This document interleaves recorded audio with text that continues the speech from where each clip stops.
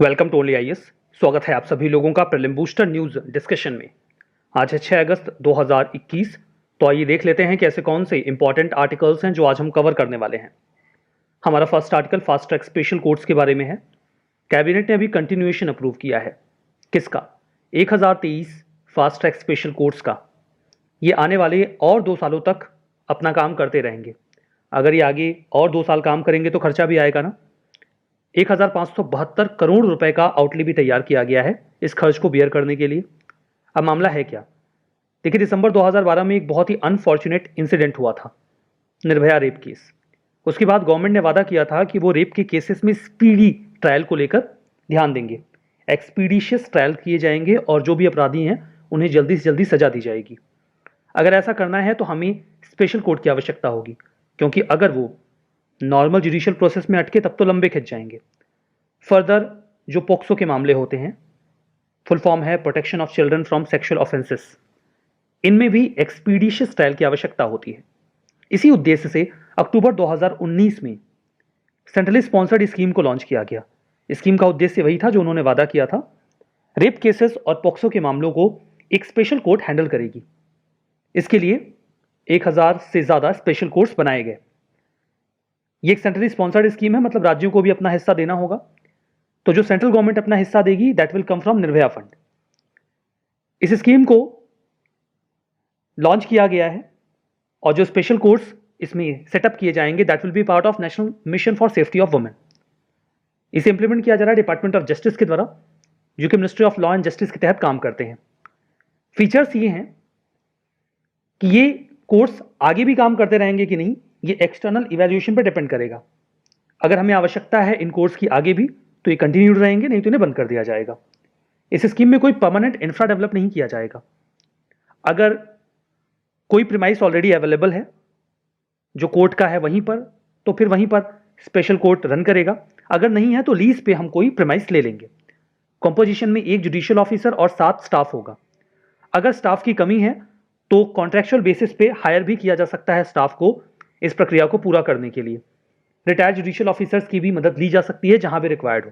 इस स्कीम में जहां हम 1000 से ज्यादा स्पेशल कोर्ट्स की बात कर रहे हैं, 389 केवल पोक्सो के मामलों को हैंडल करेंगे। उम्मीद यह की जाती है कि एक फास्ट ट्रैक स्पेशल कोर्ट 3 महीने में कम से कम 41 से 42 केसेस डिस्पोज करेगा और एक साल में नॉर्मली 165 केसेस ही हैंडल करेंगे। अगर ऐसा करते हैं तो डेफिनेटली इन ट्रायल्स में स्पीड आ जाएगी। हमारा नेक्स्ट आर्टिकल IAC-1 विक्रांत के बारे में है। यहां पर IAC का फुल फॉर्म है इंडिजीनियस एयरक्राफ्ट कैरियर। यह हमारा पहला है, दैट्स वाई 1। नाम दिया गया है INS विक्रांत। इसने अपने सी ट्रायल स्टार्ट किए हैं। अभी ये नेवी को मिला नहीं है, हम टेस्ट कर रहे हैं कहीं कोई दिक्कत तो नहीं है। ये ऑलमोस्ट रेडी है। ये लास्ट फेज के ट्रायल्स हैं। IAC-1 विक्रांत ये बहुत ही इंपॉर्टेंट है हमारे लिए। क्यों इंपॉर्टेंट है ये आपको इस लिस्ट को देखने के बाद अंदाजा लग जाएगा। दुनिया में कौन से देश के पास कितनी एयरक्राफ्ट कैरियर्स हैं? यूनाइटेड स्टेट्स नंबर 1 पे है विद 11। इसके बाद सभी देशों के पास यूजुअली या तो 2 या फिर 1 एयरक्राफ्ट कैरियर है। इनमें चाइना के पास 2 है, इटली के पास 2 है और यूके के पास 2 है। इंडिया का जब ये विक्रांत कमीशन हो जाएगा तो इंडिया के पास भी 2 एयरक्राफ्ट कैरियर हो जाएंगे, जिसके पास अभी केवल 1 ही है। तो ये बहुत बड़ी बात है। हमारे पास ऑलरेडी 1 एयरक्राफ्ट कैरियर है, उसका नाम मैं आपको नहीं बता रहा हूं क्योंकि वो नाम आप मुझे कमेंट बॉक्स में बताने वाले हैं कि उसका नाम क्या है, जो ऑलरेडी एग्जिस्टेंस में है। इसके बाद हमारा INS विक्रांत भी सर्विस में आ जाएगा। उम्मीद की जा रही है कि 2022 के सेकेंड हाफ में ये नेवी को मिल जाएगा, जुलाई अगस्त सितंबर में। INS विक्रांत नाम का एक और वॉरशिप हमारे पास हुआ करता था, जिसे 1971 के वॉर में बहुत इंपॉर्टेंट रोल प्ले किया था। उसे 1998 में डीकमीशन कर दिया गया था। उसी की याद में हमने इसका नाम भी विक्रांत रखा। वो एक्चुअली में हमने ब्रिटेन से खरीदा था। सेकेंड वर्ल्ड वॉर में वो उसे बना रहे थे, लेकिन फिर वर्ल्ड वॉर खत्म हो गया तो उन्हें उसकी आवश्यकता नहीं पड़ी, तो वो इनकम्प्लीट रह गया। तो हमने उसे ब्रिटेन से खरीद के कंप्लीट कर लिया था और काफी लंबे समय तक हमने उसे यूज किया था। 1971 के वॉर में उसने एक बहुत ही इंपॉर्टेंट रोल प्ले किया था। अभी जो हमारा INS विक्रांत है, IAC-1 विक्रांत, इसे डिजाइन किया गया है डायरेक्टोरेट ऑफ नेवल डिजाइन के द्वारा और तैयार किया गया है कोचीन शिपयार्ड लिमिटेड के द्वारा। कुछ स्पेसिफिकेशन देखना चाहें तो इसकी हाइट 59 मीटर है, इसकी लंबाई 262 मीटर है और जो इसकी चौड़ाई है वो 62 मीटर है। यहां पर 14 डेक्स मिलेंगे जहां पर कोई भी ऑपरेशंस किए जा सकते हैं और इसका वेट 40,000 टन है। इस कैरियर पर 1700 क्रू काम कर सकता है और 2300 कंपार्टमेंट है। इसकी टॉप स्पीड 28 नॉट है, मतलब ये मैक्सिमम स्पीड है। यूजुअली ये 18 नॉट की स्पीड से रन करेगा और 7500 नॉटिकल माइल्स तक ये बिना रुके ऑपरेशन कर सकता है, मतलब इसे रिफ्यूलिंग की भी आवश्यकता नहीं पड़ेगी। तो काफी स्ट्रांग है ये। यहां पर आपने देख ही लिया है। यहां पर कुछ फंक्शंस बताए गए हैं। ये इंडिया का अभी तक का सबसे बड़ा और काफी कॉम्प्लेक्स वॉरशिप है। इसमें बहुत ज्यादा ऑटोमेशन का इस्तेमाल किया गया है, मशीनरी का इस्तेमाल किया गया है, हाई क्वालिटी के नेविगेशन और सर्वाइवेबिलिटी भी यूज की गई है। कठिन कंडीशंस में भी ये सर्वाइव कर सकता है। So that was all about IAC-1 Vikrant. हमारा नेक्स्ट आर्टिकल सर्ट इन के बारे में है। सर्ट इन ने ये ट्रैक किया है कि 2021 में अकेले, अभी केवल 6 महीने बीते हैं, 6.07 लाख साइबर सिक्योरिटी इंसिडेंट्स हुए हैं, जिनमें से 12,000 केसेस में तो गवर्नमेंट ऑर्गेनाइजेशंस को हिट करने की कोशिश की गई है। अब ये सर्ट इन है क्या भला? फुल फॉर्म है Computer Emergency Response Team. Ministry of Electronics and Information Tech का ये एक ऑर्गेनाइजेशन है, गवर्नमेंट ऑफ इंडिया के तहत काम करता है। ऑब्जेक्टिव यह है कि इंडिया के साइबर स्पेस को सिक्योर रखा जाए किसी भी प्रकार के थ्रेट से, ब्रीच से, फिशिंग से।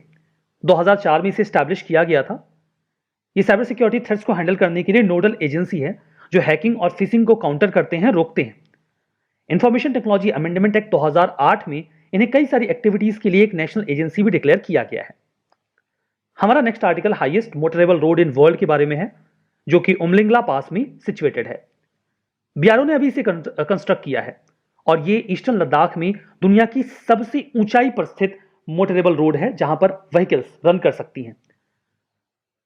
कंक्रीट से, मतलब वो जो डामर वाली रोड बनती है ना, वो वाली है। ये ब्लैक टॉप्ड है। 19,300 फीट की ऊंचाई पर इसे ईस्टर्न लद्दाख में बनाया गया है। ये कुछ इंपॉर्टेंट टाउन्स जो हैं शुमार सेक्टर में ईस्टर्न लद्दाख में, उनको कनेक्ट करेगा। इसे कंस्ट्रक्ट किया गया है प्रोजेक्ट हिमंक के अंतर्गत, जो बीआरओ का एक बहुत ही एम्बिशियस प्रोजेक्ट है, काफी पुराना प्रोजेक्ट है। सिग्निफिकेंस की बात करें तो लोकल पॉपुलेशन के लिए बून की तरह होगा, क्योंकि उनको एक अच्छा सा रूट मिल जाएगा जो कि चिशुमले और डेमचौक, ये जो रीजन्स हैं लेके, इनको कनेक्ट करेगा। इतना स्पेसिफिक नहीं होना है हमें। ये सोशियो इकोनॉमिक कंडीशंस को भी इंप्रूव करेगा वहां, और टूरिज्म को भी प्रमोट करेगा। लद्दाख में लोग लद्दाख में जाना पसंद करते हैं, तो वहां पर इंफ्रा अच्छा हो, that will be better. Umlingla pass की बात करें तो ये 19,300 फीट की ऊंचाई पर लद्दाख, जो हमारा यूटी है, वहां पर सिचुएटेड है। देखिए ये लोकेशन है उमलिंगला पास की, आप मैप में देख सकते हो ना, यहां पे है ये। तो यहीं पर ये रोड कंस्ट्रक्ट की गई है। प्रोजेक्ट हेमंग की बात करें तो ये काफी पुराना बीआरओ का प्रोजेक्ट है, जो लद्दाख रीजन, जो जम्मू कश्मीर का है, वहां पर इंप्लीमेंट किया जा रहा है। 1985 में से स्टार्ट किया गया था। उद्देश्य यही था कि रोड्स को मेंटेन किया जाएगा और रिलेटेड इंफ्रा डेवलप किया जाएगा जो टफ टेरेन है वहां पर। उसके बाद से ही कई सारे काम इस प्रोजेक्ट के तहत किए गए हैं। हमारा next article the limited liability partnership amendment bill 2021 के बारे में है। अमेंडमेंट बिल है, मतलब कोई ओरिजिनल एक्ट भी रहा होगा ना। लिमिटेड लायबिलिटी पार्टनरशिप एक्ट है 2008 का, उसमें परिवर्तन किया जा रहा है। इस संबंध में बिल राज्यसभा में गया। इंपॉर्टेंट है, जानते हैं। इसके पहले कि हम कुछ और जानें, आपको समझना होगा कि लिमिटेड लायबिलिटी का क्या मतलब होता है। कई बार एक फर्म एक से ज्यादा लोग मिलकर तैयार करते हैं, उसमें वो पार्टनर्स होते हैं। पार्टनर्स को लेकर कई तरीके की दिक्कतें होती हैं। एक प्रॉब्लम तो ये होती है कि मान लीजिए अनफॉर्चुनेटली जो फर्म है, कंपनी है, वो दिवालिया घोषित हो जाए, इंसॉल्वेंट हो जाए, बैंकरप्ट हो जाए। तो अगर वो कंपनी लिमिटेड है या जो पार्टनर्स हैं उनकी लायबिलिटी लिमिटेड, लायबिलिटी का क्या मतलब होता है? आर्थिक जिम्मेदारी, इकोनॉमिक रिस्पॉन्सिबिलिटी। तो ये लायबिलिटी का मतलब होता है। तो अगर कंपनी बैंकरप्ट हो गई, बैंक ने कई सारा लोन दिया होता है कंपनीज को, तो जब वो रिकवरी करने जाएंगे तो जो कंपनी का एसेट है केवल उसी को बेचकर वो अपना पैसा रिकवर कर सकते हैं।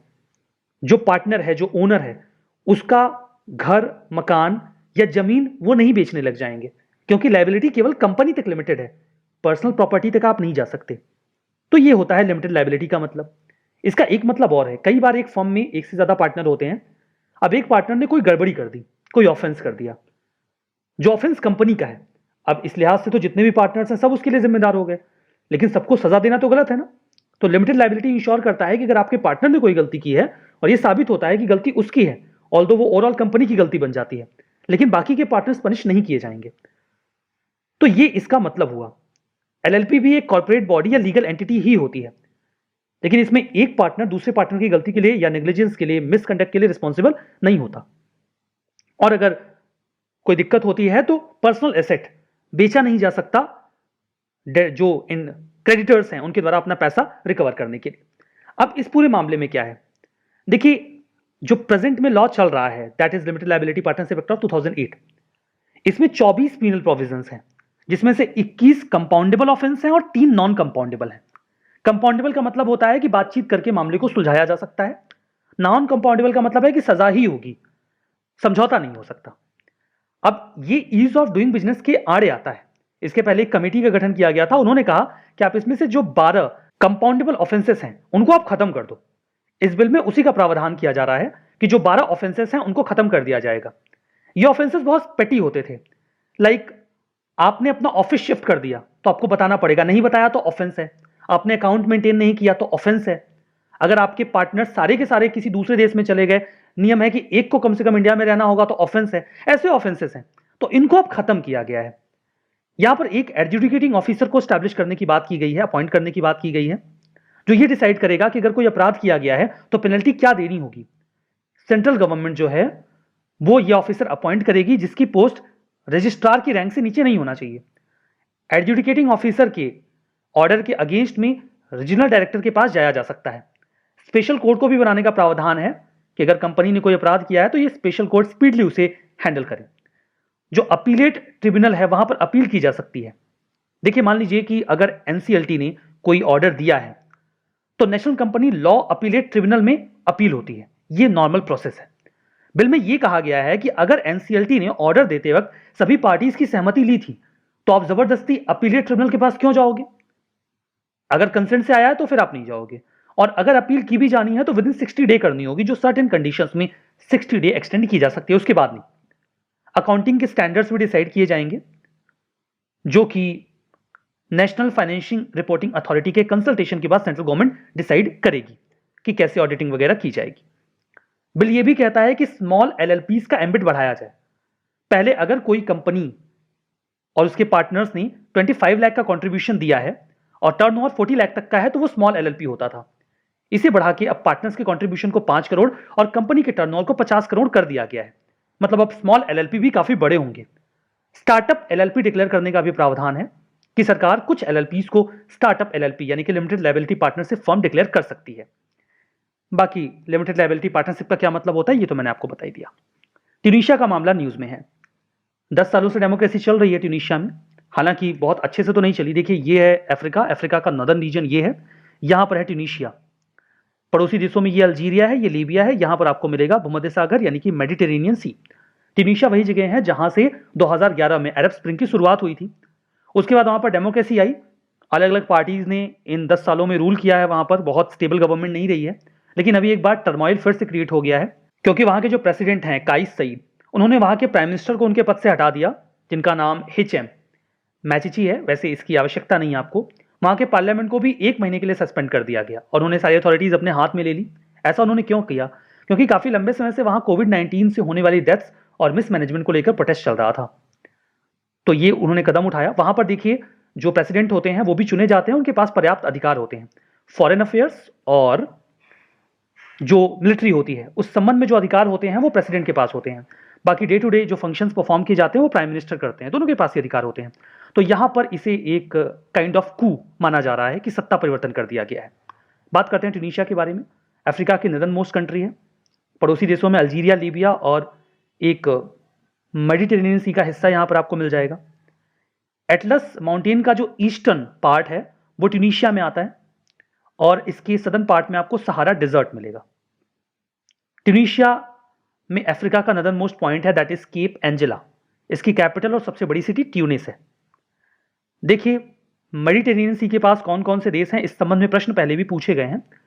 ट्यूनीशिया भी उनमें से एक है, हालांकि प्रश्न में ये ऑप्शन तो नहीं था, बट 2017 का ये प्रश्न देखिए कि कौन सी कंट्री मेडिटेरेनियन सी को बॉर्डर करती है। ऑप्शंस में थे जॉर्डन, इराक, लेबनान और सीरिया। आपको बताना था। इसका सही जवाब सी है, 3 और 4 बॉर्डर करते हैं। तो इस प्रकार के प्रश्न पूछे जाते हैं, आप तैयार रहें। स्टेटमेंट्स हैं, ट्रू एंड फॉल्स बता दीजिएगा आप।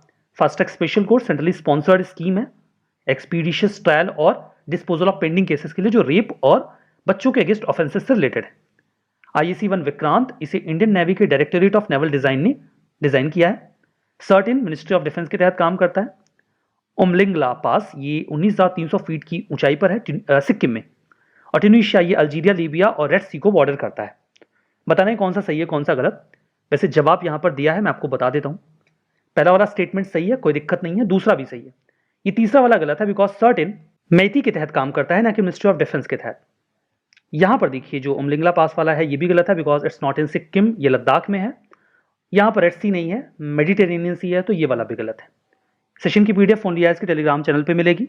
Only IAS nothing else search कर सकते हैं with 1 lakh, more than 1 lakh subscribers. Join कर लीजिएगा, सारे पीडीएफ वहीं मिलते हैं। आज के सेशन में बस इतना ही। बहुत बहुत धन्यवाद।